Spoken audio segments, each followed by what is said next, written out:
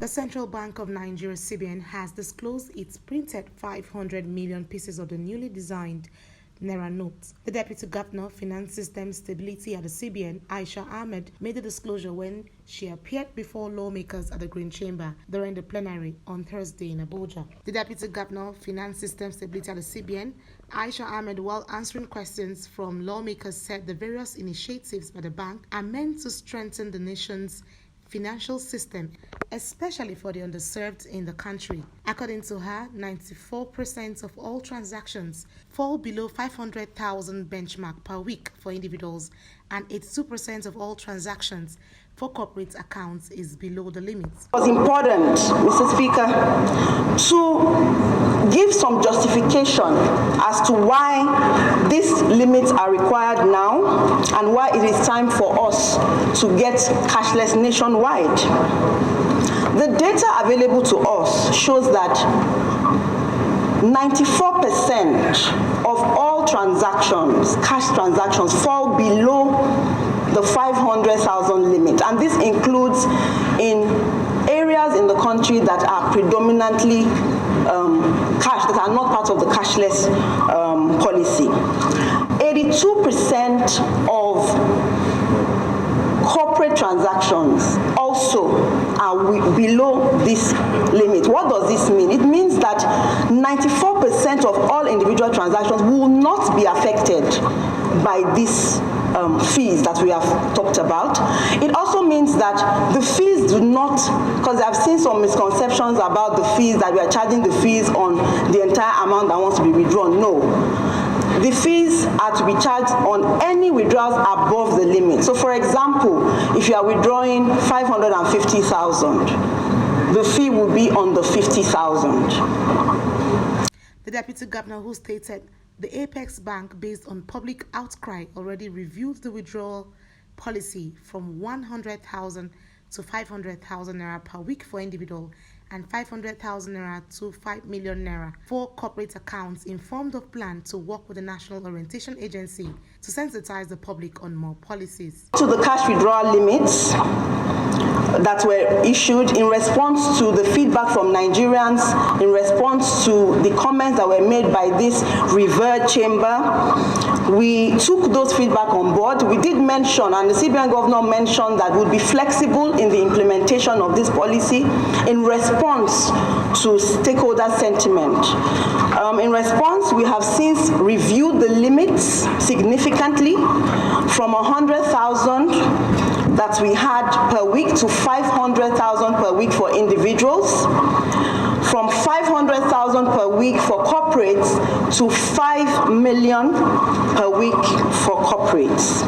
We've also amended the processing fees from 5% and 10% downwards to 3% and 5%. We have clarified the importance, the strategic importance of agents as important participants in the financial system because they play a key role in certain underserved segments in the rural areas and in certain market areas, and they as well would be covered by this new revised rule. Some lawmakers, including Tolulope Sadipe, Sada Soli, Mark Gilbert, Babajide Obanikoro, Ibrahim Ishaka, and others raised further concerns with the policies following response of the CBN's Deputy Governor. Mr. Speaker, when the CBN governor came out to defend this policy, one of their defense line was that they want to prevent or stop people from keeping money in their houses. Now, you are telling me how to spend my money, how much I can withdraw, how much I can deposit, and that you are going to charge me if I decide to go above your limits. So tell me why you want me to take my money to the bank. That means you are discouraging people from going to the bank. That is one. Now, the long-lasting effect of that is that our people are going to start losing their jobs. That is the long-lasting effect, because when the bank starts seeing less customers, they feel the need to reduce in their human capacity. So they are going to fire and lay off some of our people, and that's going to increase unemployment in Nigeria. To what you said about you are trying to liaise with the National Orientation Agency, is that not already an indictment that the CBN did not properly consult with the relevant stakeholders before coming up with this policy? CBN must not restrict people choices through coercion of a policy for their own good.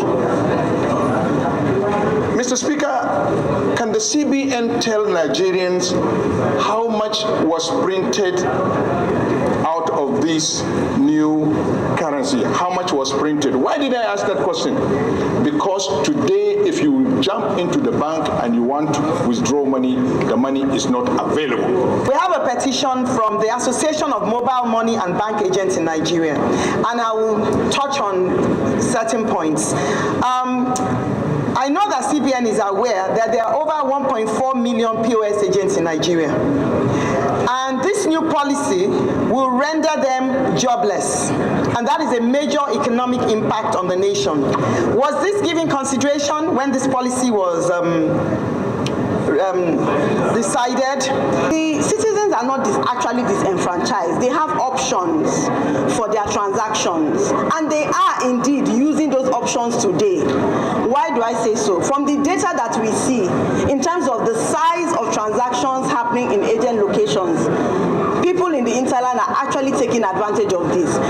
Some of us here might not know because we do not use those services, but I can assure you that we have that covered. On the issue around the fake currency, we are doing a lot of sensitization because we believe that sensitization cannot be just the newspapers, the TV, and the radios. We need to go into the rural areas, go into the markets, and use people in the communities to actually drive home the message.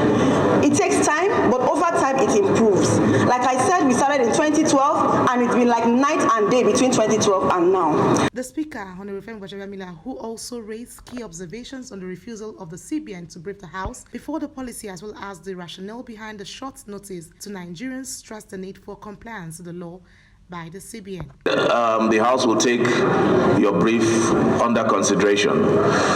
There was a question that was asked by Honorable Wheeler, which I want to reiterate, about the statutory duties. It wasn't optional, obligatory of the CBN under Section 8 of the CBN Act to brief this House on your monetary policies. There's a reason that provision is in the law.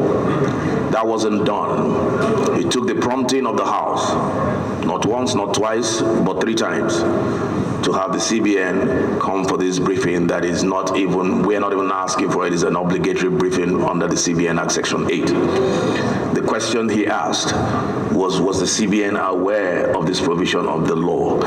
Now, if the CBN was aware of this provision of the law, how come the CBN, before even going public with this policy, did not brief the House? It will be recalled that the House of Representatives in 3 occasions invited the CBN governor to brief it on the new cashless policy of the bank and other issues arising from the redesign of some denominations of the nation's currencies. Following the inability of the governor, Godwin Emefiele, to appear before Take Two, to appear due to his official engagements and ill health, the House resolved to receive brief from the deputy. Anita Patrick, Core TV News, Abuja.